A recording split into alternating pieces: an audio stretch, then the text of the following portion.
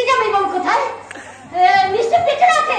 দিদি দিদি দাঁড়া,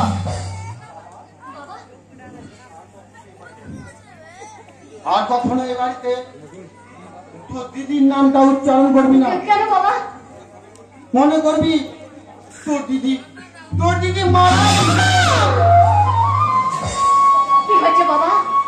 কি হয়েছে? তোমার মুখখানা আমার গম্ভীর কেন? বলো না বাবা, বলো না কি হয়েছে?